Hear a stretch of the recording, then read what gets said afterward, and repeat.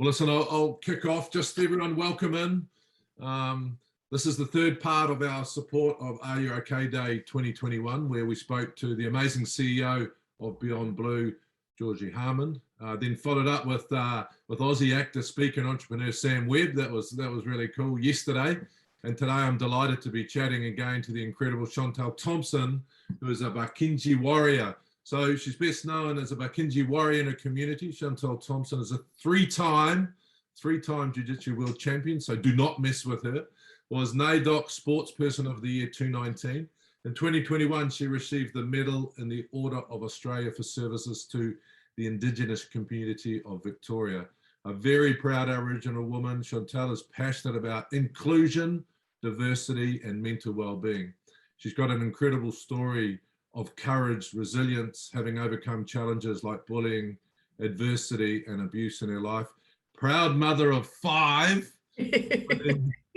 including a 3-month-old Whanau Koa Joshua. Living in Darton, Victoria. She has just come out of lockdown, which you were explaining as we came on. As regional Victoria begins to sort of relax a little bit of those. We've had some amazing chats. It's been too long since we've caught up. But how are you and how was lockdown? Firstly, let me say hi everyone, and I would like to acknowledge and pay my respects to the traditional custodians of the land on which I'm currently residing, Latchi Latchi, and I acknowledge all Aboriginal lands across Australia and elders, both past, present and emerging, because they are our future. Lockdown this time was tough, John, JK. It was really tough in that it just felt really heavy. And even though I know so much about well-being, I know what works for me, some days it was really hard to get out of bed. But I was also, this time around, I was at a higher risk of postpartum depression after the birth of my son, who was born, very grateful that he was born healthy, but I had a very traumatic birth experience. So there were so many factors that put me at a higher risk of really falling into depression again and just not being okay. And with yesterday being Are You OK Day and just everything that's going on, I just want everyone to know it is really okay to not be okay during these times. Even if you have a roof over your head, like I have so much to be grateful for, but I also acknowledge that my feelings are valid at the same time. I think that's really interesting because I was talking last week. I wasn't ready we're just back in lockdown in New Zealand and we're 3 weeks in. I wasn't ready, Shantelle. I was not ready. And I don't know why. It's really stupid of me because if you look out at the world, you guys have been in lockdown 100 days or whatever that looks like. You know, my wife's in Italy, 35,000 people infected a day. I should have known that something was going to happen, but I didn't. And I got really, really anxious. And I had to really take some time to go back to my breathing, read, really look after myself. But what I wanted to talk to you about was the fear, having had postnatal depression in a lockdown, having that fear of it happening again. I mean, how did you actually deal with that? Because my fear was I'm going to drop into anxiety attacks again. I managed to grab hold of it and take back control. How did you do it?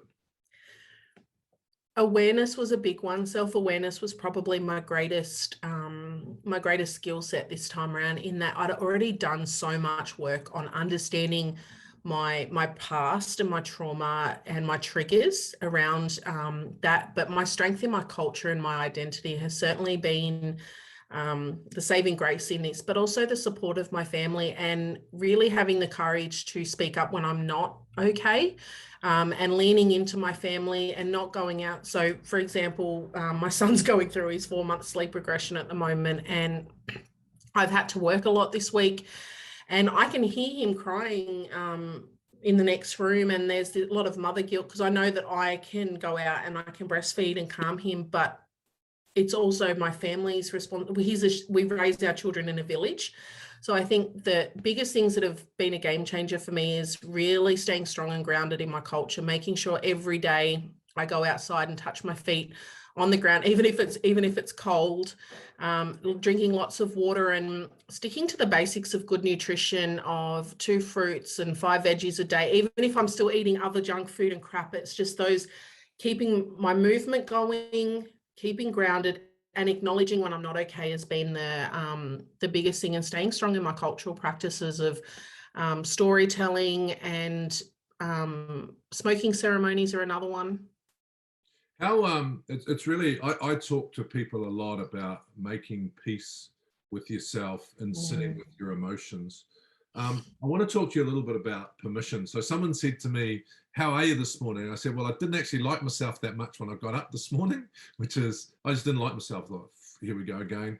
But then I actually wore this color because I thought of Willie Apiate, who's a VC, and I thought I'd wear an army color, which also got the JK Foundation on it, because I felt it's okay not to like yourself sometimes. You just got to give yourself permission and then move on. I mean, how do you give yourself permission just to be like that some days?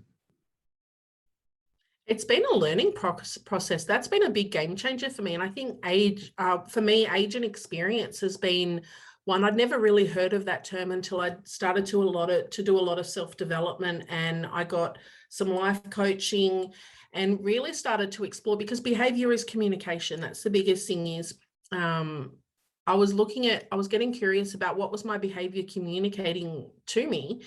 And so for me, it was about giving myself permission. This morning, I slept in until probably an hour before we were going to present, because I just wasn't feeling okay this morning. Yesterday, I was feeling amazing. Like I was on top of the world yesterday. And then today, even though we're coming out of lockdown, I just had this big deep dive, and I got curious with it. I let myself sleep, and I had some cuddles with my older kids, and excuse me. And the beautiful thing is I was able to actually be honest with them and to say, actually, I'm not okay. But I think the difference between this time and where that would have happened in the past is that I can sit with my emotions, but not be controlled by them. And I think that's been the biggest difference, is that I give myself permission to feel my emotions. I acknowledge them, and I get curious about them. And some days that just means accepting them, that I don't need to know where they're coming from. I just need to accept them, but ensuring that my behavior doesn't deteriorate to the point where I'm putting myself at risk of going into a longer depressive state has been a game changer for me. I think it's a really important point, because I was talking to a guy the other day, and we were talking about you are not your emotions. And I'm reading this book because one thing that I've done is, what am I going to get out of COVID? Because it's taking so much from me. What am I going to take back from COVID, you know? And one thing I've said is I'm going to spend as much time as I can educating myself around things that I can do to make myself feel better. So I was talking to this guy about, you know, this book called The Confidence Gap. And it talks about you are not your emotions. But the perception that we have, we've sort of been brought up, no one's fault, we've sort of been brought up to have guilt around how we feel or what we should be doing. Like, for example, how did you deal with the guilt this morning of spending an hour in bed? Because you actually deserve it. We deserve it. But it's actually that guilt shark that keeps coming in and saying, you should be getting up, you know, you should be this, you should be that. And I think sitting with those emotions is a bit of a technique that we all need to learn. Shoulds are a game killer, particularly for women, when you've got so many like competing priorities, and we have imposter syndrome, we have self-worth syndrome and different things. But for me, I've started to give them names, the little voices that sit inside my head. And for anyone, I highly recommend watching the I think it's Pixar, Inside Out. And it's a cartoon that talks about all the different emotions in your head. And for me, I give them names, and I make friends with them, in that it was okay that I felt guilty.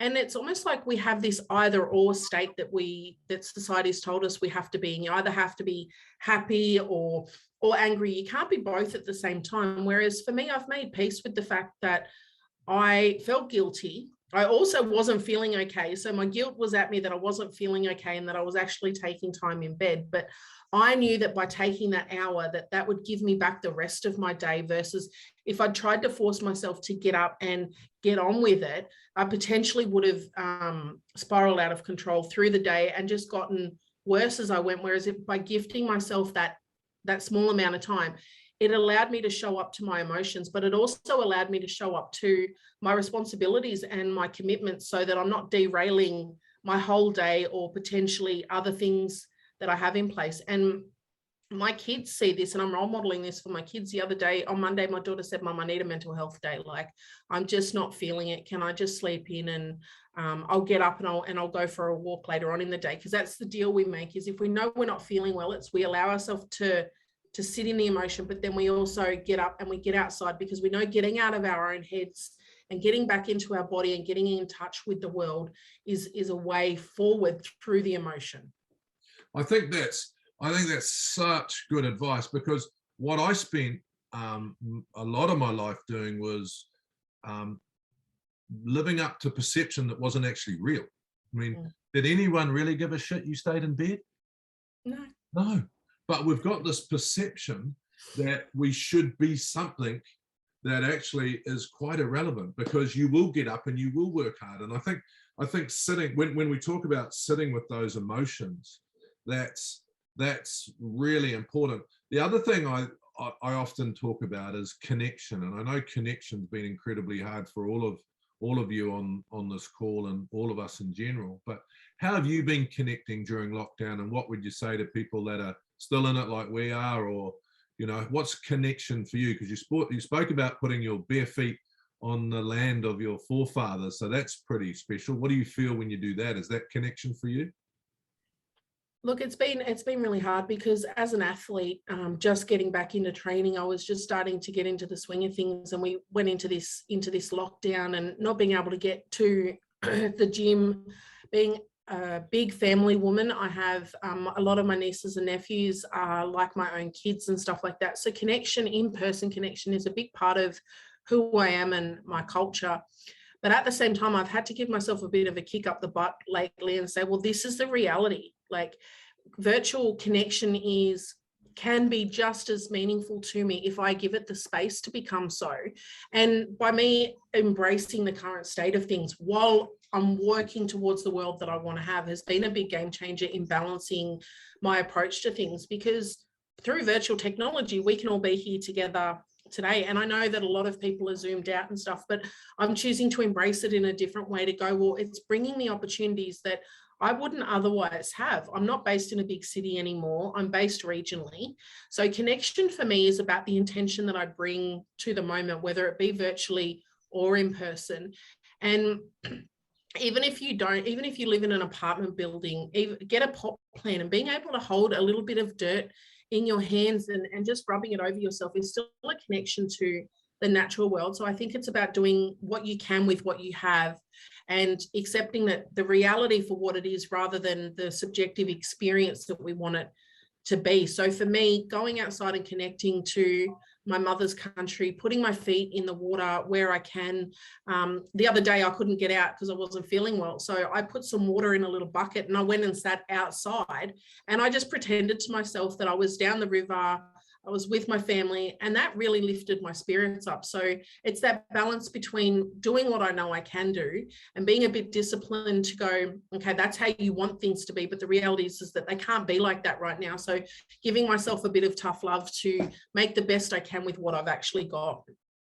There's a beautiful Māori saying, and if there's anyone out there who can speak te reo, I'd love for you to translate it for me and teach me how to speak it. But I listened to it, and it says that if we want to have hope and faith in the future, we must first stand on the shoulders of the past.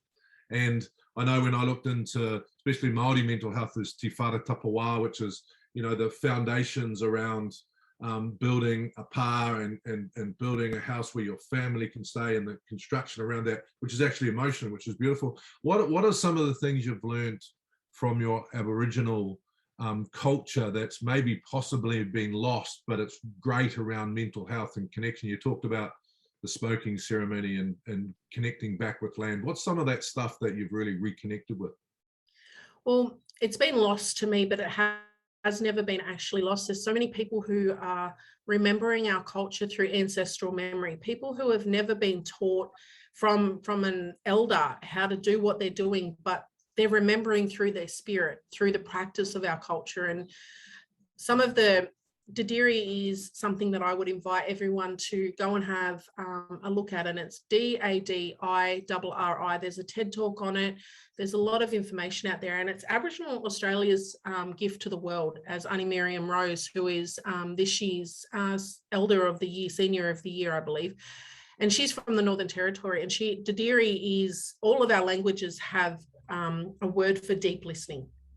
But not just deep listening. My aunties often catch us when we're talking too much, and she goes, there's a reason you were given 2 mungas and 1 mimi, to listen more than you speak. And it's so true, like actually creating space to listen to our hearts, listen to our bodies, that innate knowing and intelligence that our hearts and our bodies come with, over the noise that can happen in our head from social conditioning. So for me, some of the cultural practices is smoking ceremonies, and people might know it as smudge sticks, or sprays and oils are a big thing as well.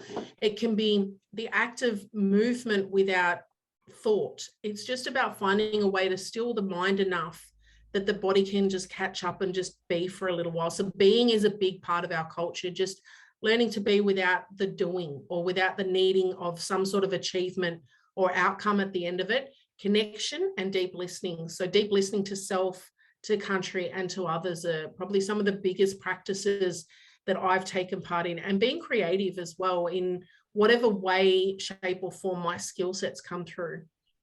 Really interesting, because I was listening to a podcast the other day, and look, this is an amazing thing, what we're on, how we're communicating now. So it's the sort of problem and the solution. But it was really interesting, because someone said to me the other day that we can't get bored anymore.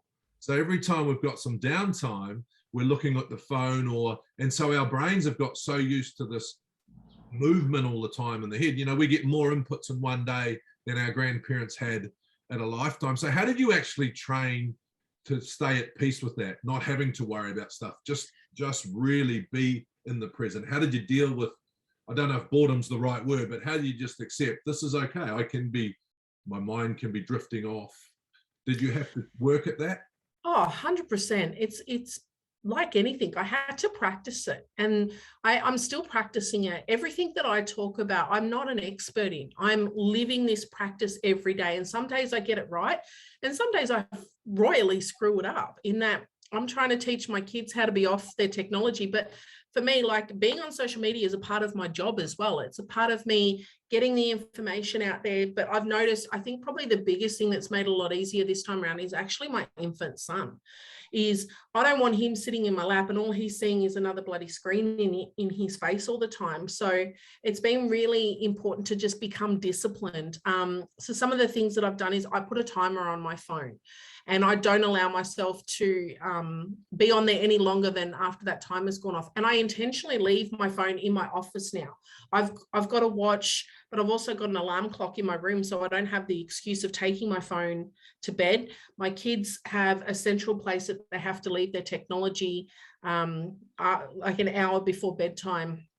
So for me, like, the phone is the greatest thing, but I say to the kids, we have the power to turn it off. It has an off button for a reason. We can turn our data off so that the people can still call or text if there's an emergency. But I think it's about understanding why I need to do it in first, and why it was important, because I looked at the consequences of being addicted to my phone and what it was actually doing to me. But what was it teaching to my kids? It would make me consistently anxious. Like, I'm on social media a lot through my role, but I don't have a big social media following, and that's okay, because I'm not out there to get 100,000 followers. I'm out there to have an impact and share what I need to share. And if it only impacts one person, then that's enough for me. But it's also about being that role model and leading by example for others. So yesterday I did 3 speaking gigs in the morning, and then I had to record some video content. But once I was done, I took my phone and I put it aside, and I just literally sat outside with my son, and my brain did get bored. I was like, man, now I understand why some people, especially young people, find this so hard. But it's just a form of training. And even if you only do 5 minutes at a time, you can incrementally increase your practice of switching off. So here's a question. To any listeners out there that want to ask us any questions, especially Shantelle. Yeah, please do. just chuck it in the chat and I'll pass those forward. So here's a question for you as a dad and as a mum. So when you say to the kids, that's going in that little box in the corner, oh, come on, mum, you know, everyone else uses it, everyone else takes it to bed, why do I have to do that? How did you answer that one? Because that's a tough one. I go back to my cultural parenting. I don't give a shit, put it in. I'm not arguing, I'm not debating with you on this, put it in there. And I say you can either go without it for the hour and until tomorrow, or you can go without it for a week.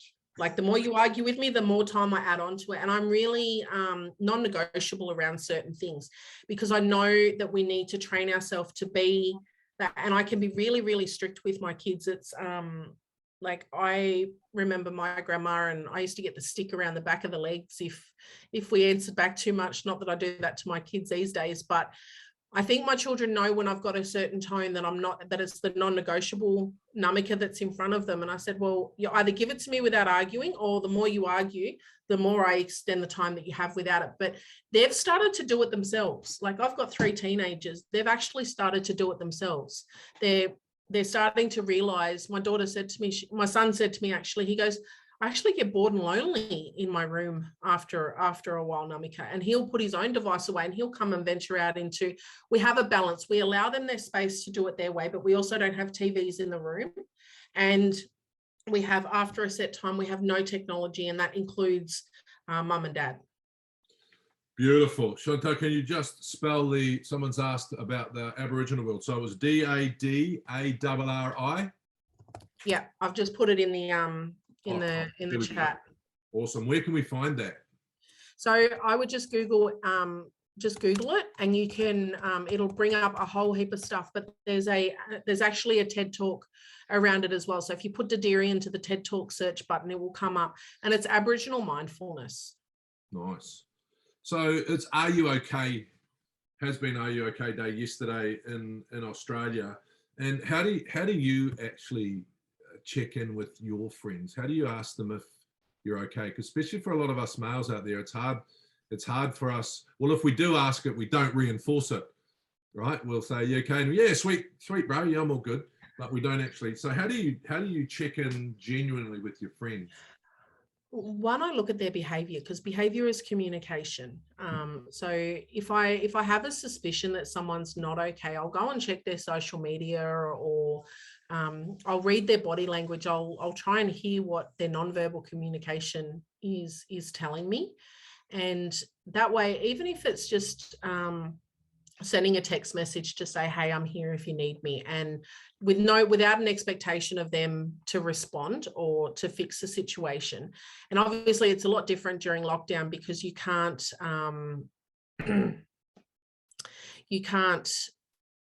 just go and be with someone in person. So for me, it's about picking up the phone and not just commenting on someone's Facebook or anything. For me, it makes me feel so special when someone actually makes the effort to pick up the phone or do a video call. Question for us both. When blow after blow has arisen, how do you push through or work around it and make sure it doesn't happen again? I think the consistency of actually what's happening in your life. I got taught really, really important early to say, instead of why me, because sometimes when things keep happening, you say, why me? Why is this shit happening to me? And if you turn that around and say, well, why not me? Why not me? And I think those things have been really important for me to then go, okay, well, why not me? If this is happening to me, how can I sort it out? So Shantelle, just saying that, there's a question for both of us. When blow after blow has arisen, how do you push through it or work around it to make sure it doesn't happen again? And I think what I said was, instead of saying why me, I say why not me. And when I say why not me, it just puts the problem where it is, and then I have to solve it. I often break it down into what I can control and what I can't control. So if I can't control something, I do not worry about it. If I can control it, then what I do is I write out a plan, what I can control, what I can't control, what I can do and what I can't do. And so that really helps me. But I think the biggest thing for me is why not me? You know, life is this. COVID's happened to all of us. So that's the way it is. And sometimes when other things in my life don't go so well, It's why not me, it's life. And that just gives me that little bit of courage to say, well, and I don't feel sorry for myself then. Yeah, look, I think that's the big one is, so for me, when I first moved away, like I'm the matriarch of my family because my mum's passed away, my grandmother's passed away.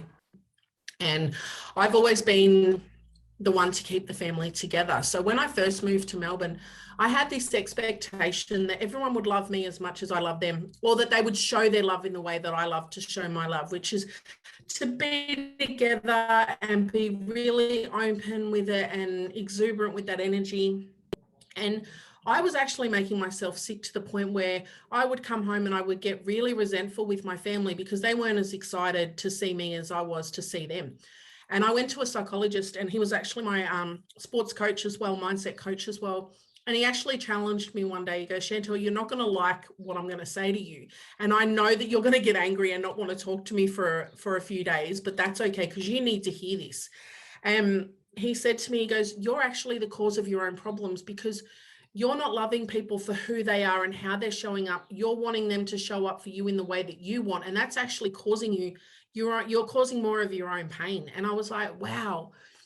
And another person that I've heard speak like this, I think I read it in the Becoming book by Michelle Obama about Barack when he was on the campaign trail. And he would say to his constituents that it's better to work in the world as it is and accept reality for what it is whilst you work towards the world that you want, because that way we're balancing our own aspirations and the things that we want to be whilst accepting things as they are. I think has been a big game changer for me, because it's like, I know people that have just, and myself, when you've just had, after I had my son, he ended up in a special care nursery. I didn't get to have a natural birthing on country, which I really wanted this time round.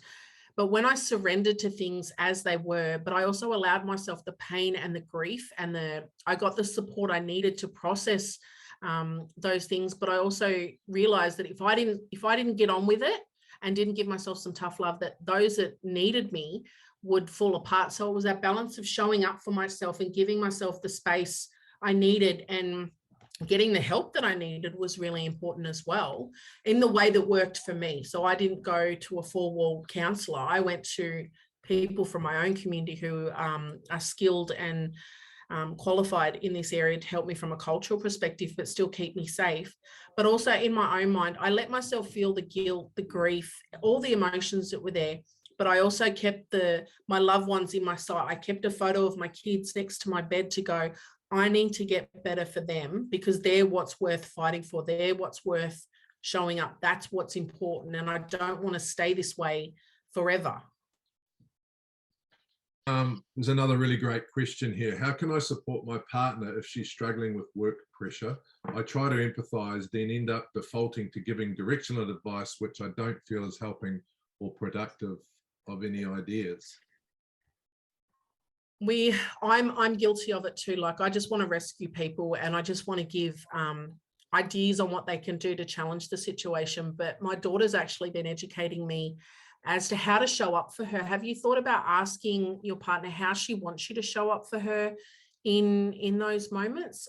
Like actually saying, well, what can I do to support you? And sometimes it's literally just being an ear to help them just offload everything that's causing them stress and saying, well, can I help you with solving that? Do you want to brainstorm how we can actually fix that? Or do you just need me to be here to listen? And sometimes just finding something that you know that she or he will love, that your partner will love, and doing something special to just let them know that you're there. But I think oftentimes it's uncomfortable for us to witness someone that we love in pain. Especially being a mum, it's like or a parent, you want to go and rescue your little one. But if you notice little ones when they're learning to walk, just because they fall over and hurt themselves doesn't stop them from getting up and trying again. And if I, as a parent, default to rubbing their knees and going, it's okay, and dramatizing it, they're going to stop trying, or they're going to lean more into the pain than the thing they're trying to do. So I think just by being there to support them without the need to rescue them is something really powerful, and something that we underestimate how powerful it is actually to be, to just to be there for our loved ones.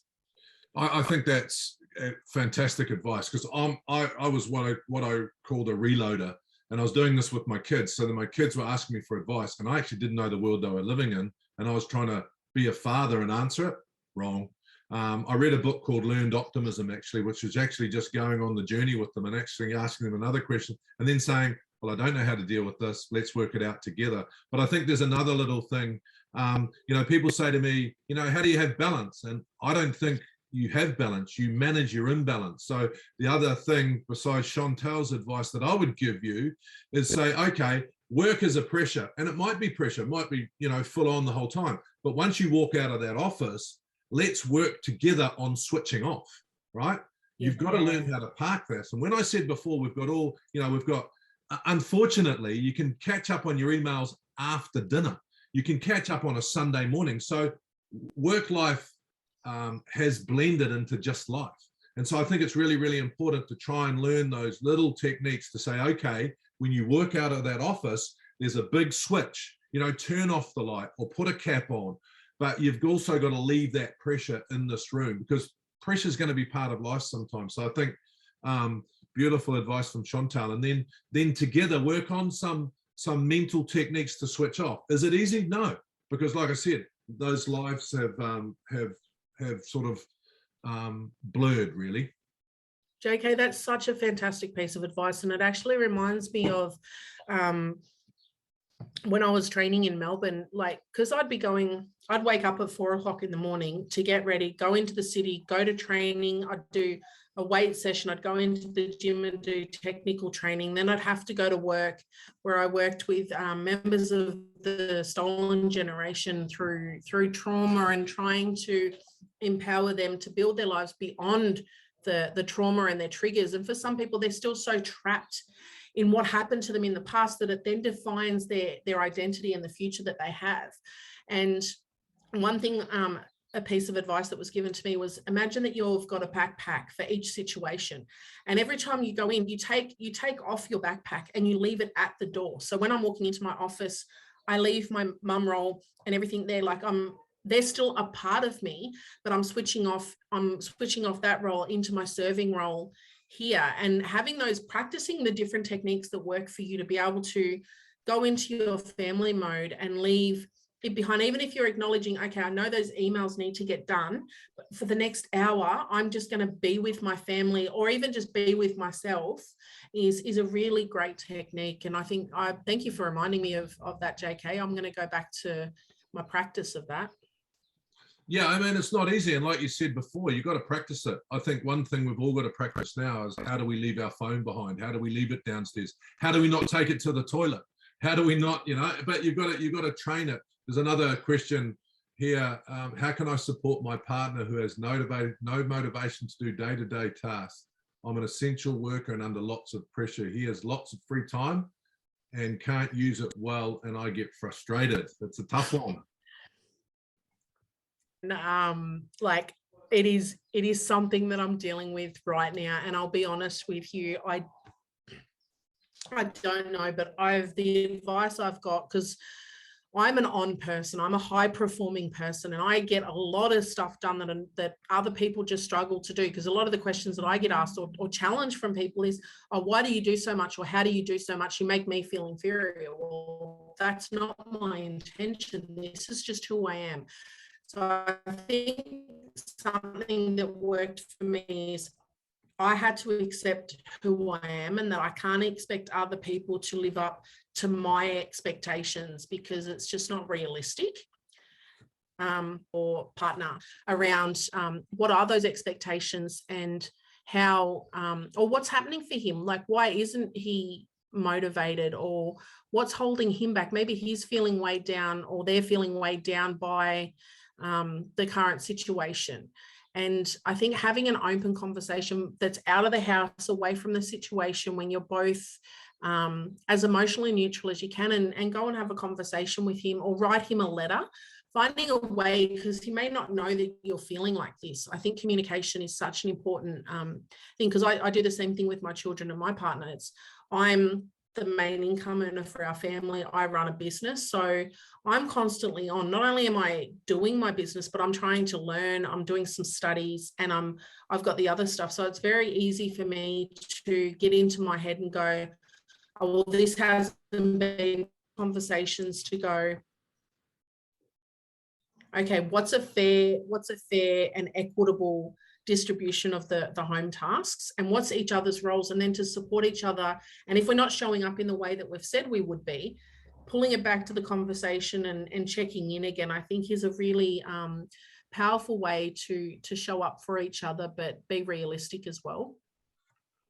Yeah, and I'm useless at times as well as a male, but I just don't see shit, right? So when I was in this situation, and you know, I'm motivated in other areas, so I think the most important thing is have your minimum, and then so, like I cook around the house, but I'm useless at everything else. But that's the minimum. At least I'm helping in some way, because sometimes, and I'm talking as a male, I just don't see that shit, right? Like it looks clean to me and it's not, or I'm not doing the chores properly or whatever that is.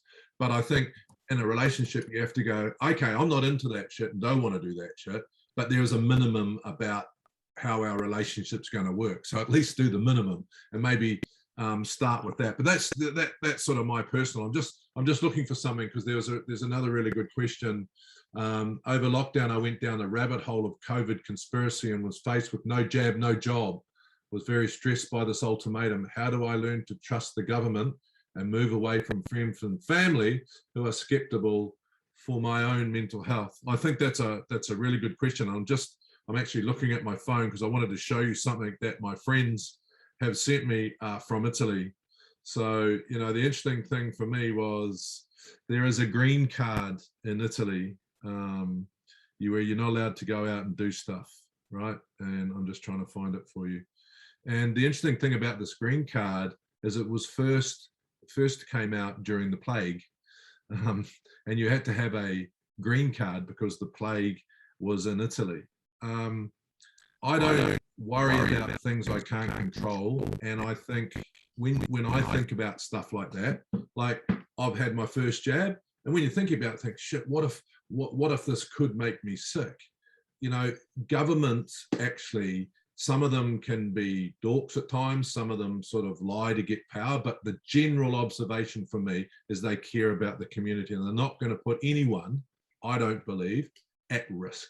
And so that's how I made peace with it. Okay. And if I want to go and get a job, and if I want to fly and see my family in Italy, which is way more important, then this is what I've got to do. So I made peace with it because I need it to do what I want to do. So, you know, if you want to suffer, and I'm not going to judge, like God and Allah judge, right? I'm not going to judge anyone who wants it or doesn't want it. However, if I get it, I know that I'll be able to fly and do that sort of stuff. So, you know, that for me is how I justify it. And I don't preach to people, so don't preach to me. I need to make this decision myself. And like I said, God will judge. So if your family and friends love you, you just say, I don't want to talk about this. I'm going to make the decision myself. No one should be trying to influence you. That's my opinion. No, JK, I think that's so powerful. And it is so easy to go down the conspiracy theory hole and to be dragged in by others. In our Aboriginal community, there's been such a big divide. It's dividing families. With people who want to get the COVID shot and who don't. And we have every reason to not trust our governments, both historically and currently, to not have our best wishes at heart. So I think in our home, we made the decision to have a conversation as a family, and we would prefer to take the risk with the COVID vaccination than with the Delta strain. And it wasn't just about work pressures and being able to go anywhere, just with the risk of my son cannot be vaccinated, my stepmom cannot be vaccinated. So I wanted to do my bit to ensure that that I could protect my family and as best as I can. And I think at the end of the day, it's about going to do your own research, look for credible resources of information. And put boundaries in place with your friends and your family and say, look, actually, this is a no-go zone. You can still be with people and not discuss topics that you know are going to trigger you or trigger them and bring out the worst in each other. So looking at defining what you will and will not talk about, and finding safe people who you can actually go, hey, I heard this thing, I'm really afraid, and then bringing a bit of logic and reality to it, because at the end of the day, our doctors don't want us to get sick. And it's like JK said, it's about making your own informed choices and then kind of standing by those. The world is what it is. It's either you get the jab or you don't. And these ultimatums are in place, but I tend to focus on being more hopeful than I am more feared. And I had to have this conversation with my kids, and I gave my teenagers the choice, whether they got the vaccination now or a little bit later, to give them time to adjust.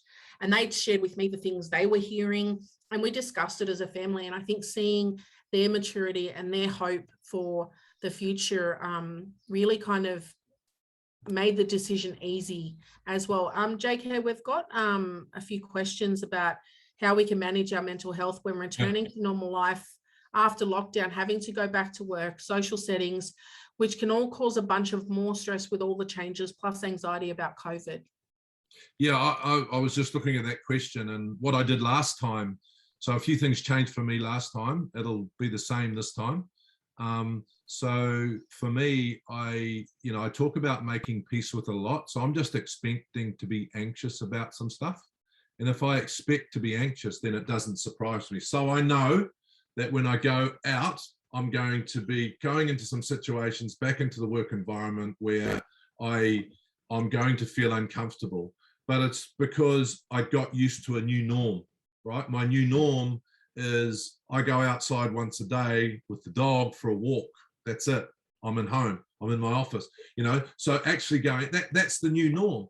And while we dream of the freedom we had before, the new freedom is going to be different. So I just need to take it with a philosophy of, hey, this is new. I can't go out expecting the old, right? I'm going in to expect the new. So it's going to be different. I'm going to feel uncomfortable. And it's okay if I choose not to do some things, right? I might choose not to go back into a situation that I don't like it for this modern world. So that's how I'm dealing with it mentally. I'm just saying, this is not the old world. This is the new world that I'm going to feel uncomfortable getting used to until I get used to it, right? I think that's why I got anxiety coming back into this one, because I thought, shit, this is over. We've nailed it, but we haven't, right? So there we go. Because when I came out last time, I was anxious. And I went back into this world that, things have changed for me. I've actually made some change. Working from home a couple of days a week, there was all these things that have changed in my life. So when I come out this time, I'm pretty sure there's going to be a new world. Someone asked me about masks. I hate the bloody things, but I've got to wear it because I don't want to be, putting anyone at risk. So that's how I'm sort of trying to face it. It's going to be a new world that I don't know much about. So let's just roll with it. I think that's all we can do. We're not going back to the old. There is 2019 and back. That's going to be our history. We're all going to struggle because the world is very uncertain. The only certainty we have is within ourselves and knowing who we are and doing that self-work to accept that the world is very ambiguous at the moment. We have no idea of when we're going to leave with the COVID vaccinations. We don't know what the other side of this looks like. At the moment, it's mere speculation, and everyone's scrambling to do the best they can with what they've got. So I think for me, that's how I go, okay, I don't know how long we're going to be open again. We may go into another snap lockdown.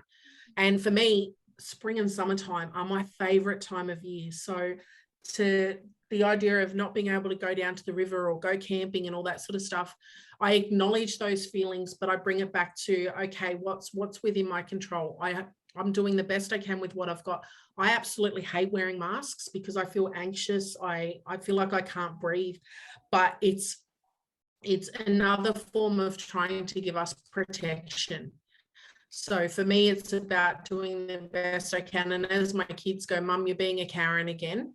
My kids actually call me out on things when I'm trying to buck the system, and they'll be like, Namika, you've got to set a good example. You've got to follow through. So it's about going, okay, this is a fact. How do I get comfortable with being uncomfortable? There's another good one. How would one manage working from home alone and studying to keep up with others online? How to leave that workspace when it's always there 24/7 during lockdown?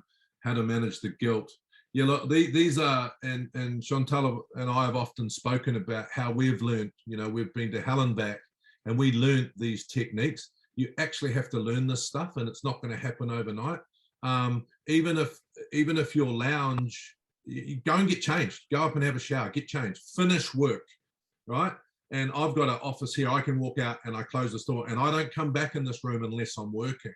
So if you don't have that, just make sure you make something physical. Go and change your shirt, go and have a shower and say, I have finished work. And you might find yourself drifting, but it does take some time. And then I wouldn't worry about keeping up with others online. It's a false world. I don't try and keep up with anyone. You've got a job to do. I've got a job to do. And I get to decide when I should be working and when I shouldn't. When I've done a decent day's work, in my opinion, and it took me, and Shantelle spoke about it before, it took me a long time to come to this, because if I do a Zoom like this, I need time to recover. If I do 5 Zooms like this, I'm frying my brain. So decide what your work is. And when you've done a decent day's work, my friend, close that door or go and get changed or do something that actually clicks you off. And when your mind wanders back, say, no, JK, you've done a decent day's work. Congratulations to you. And then try and build that over the time. I agree 100%, JK. It's about finding a way to distinguish your time. And for me, I've had to get, I procrastinate. I'm a queen of procrastination, and I'm the queen of putting in big, long to-do lists that just are not realistic. And I end up letting myself down. And one thing I had to learn was, what's the 20% that's going to get the 80% done, the 80-20 rule? It's well worth looking up at times like this. What are going to be the 1 or 2 tasks that are really going to keep the momentum going? And I've had to do that because I've now got a 4.5-month-old son who is going to be crawling soon, who's going to be walking soon, and he has a shorter attention span. So my husband and I both work. We do shared responsibilities of staying with our baby and the older kids at different points. So if I've got an hour in the office to work, then I actually go, right, what's the 1 or 2 things that are priority that can get me ahead? And then like JK said, you have your cut-off things. When I walk out of this office, I'm very, very conscious and intentional about, Shantelle, work is done for the day. You've done all you can. You've done some good stuff. And then I close that door and I go out to be with my family. And if I'm on my phone, I'm not working. I'm letting myself have my scroll. I look for stuff that's inspirational and just doing something to switch my brain into a different space. And sometimes just taking a big deep breath and going, okay, I'm going to have a stretch. I'm going to pat myself on the back, has been a big game changer. I'm not distracted. I'm looking for a saying because I don't want to mess it up, because I think it's appropriate for today. And it was actually about males, but I think it goes right across it, and I can't find it, but it went something like modern day males are trying to live up to an antiquated belief of what a male should be, right? And I thought, wow, that is so true. It's probably not the exact saying. And I told the guy I was going to steal a saying, but there is no work-life balance anymore, people. So our parents used to go home and they got in the car and nothing followed them. They'd listen to 1ZB or they'd listen to the radio. They'd go home on the weekend and they'd do the lawns, right? Nothing followed them. They'd make soup. They'd go back to work on Monday, right? That is not our world anymore. So our world is one big blur where we can't distinguish those barriers anymore. So our brains are not mentally equipped for the modern world we live in. And that's why people like Shantelle and I want to say to people, these are psychological things that you need to learn. They're just techniques. And what's happened is this modern world, around addicted to the phone, like we've been talking about, you've got to learn these things, people. You've got to learn these things. So I think those things are really, really important. Don't beat yourself up. 5 Zooms in a row, man. Wow. You're going to have a fried brain. Of course, you're going to have a fried brain. You're looking at a computer. So give yourself a little bit of a break as well. Not a break from the Zoom, a break mentally. You're doing a good day's work. You're doing what you need to do, but then really try and teach your brain how to switch off, because where the hell does guilt come from? Right? Yeah. Where does that come from, Shantelle? Because I keep saying to myself, Why am I worried about this? Why do I have guilt about this? Because this is not the real world. I think it's social conditioning. I think it's we watch a lot of movies and stuff that put into us unrealistic expectations, but we're now creating a new world and a new society, and that can be really, really scary, but it can also be really amazing as well, because we get to design the world as we want it to be moving forward. Now, obviously, if you work for someone else, because I've been reading a lot about the situation for mums in Australia and around the world, with a lot of women having to step back from work to take on board the care duties, especially with young ones. Like, it's a lot easier for me. I have teenagers, they're self-reliant. I can go and check in on them, and we've set up a pretty good system. But it's about understanding, like, where can you have the breaks? Like, is it turning off your camera for 5 minutes, or saying to the people on your Zoom, look, I'm just going to stand up and stretch. I'm still listening, but I need to get some movement in my body. When you get a 5 or a 10-minute break, go to the bathroom, do some squats, get some movement through your body, because it can really get rid of that stagnant energy that you need to clear. And what are you doing? Just grab what you need. See, I've got teenagers trying to do the army crawl into the room because they don't want to be say hello. Nope. Want to be seen. No, we want to see you. Hello. Hi. How are you? Busy. I am busy, but you're more distracting when you do that. Sorry. But I think the biggest thing is that with these times, Zoom is very tiring and your brain can fry. Where do you have some space? There's been some mums that I know that are working until 2 a.m. just to get through their workload between homeschooling and stuff. So I think it's about looking at your work schedule, and it's also on employers to be realistic about what they're expecting from their staff and stuff. There's so much. I have a lot of autonomy because I work for myself, but at the same time, I've got to be disciplined because I'm working on my business while I'm in my business. So it's quite easy to get, but JK, there is no such thing as the 9 to 5 anymore. It's just not the reality. So it's about understanding we have different strands that we've got to weave together, and we want those strands to strengthen each other, to not weaken each other. So doing the best you can. And if you're really struggling, getting some help is the biggest thing that I can say, and making sure that you can put boundaries in place. And everything that JK and I have talked about, these aren't things we were born knowing. We learnt them. We had to practice them. They don't come naturally. It's finding what works for you to help you stay with your energy and stuff like that. But it's all a practice. It's finding what works for you and being able to do trial and error. Well, that was amazing. We've run out of time. Shantelle, you're always amazing. Just a couple of things for people.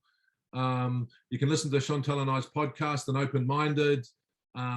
We have a thing at Mentamere called Care. So check in with people. Are you okay? Actively listening, which we spoke about here, about the 2 ears and the one mouth. You don't need to have all the answers, so just listen. Reassure people, I'm here for you and want to listen. Encourage, which is to get help if they need it. So Shantelle, you're amazing. I could speak to you for hours and hours and hours. In fact, I think we went 15 minutes over. I'm not sure. I'll probably get told off afterwards, but been amazing. You are amazing. Love seeing you, and let's do this again sometime. No, thank you to everyone so much for your openness, your rawness and your courage in putting your questions forward. Sorry to those that we didn't get to those answers, but big love to you, JK, and for everything that you and the team at Mentamere are doing, and I hope we get to do this again soon. Great to have you part of the family. We'll see you soon. Bye.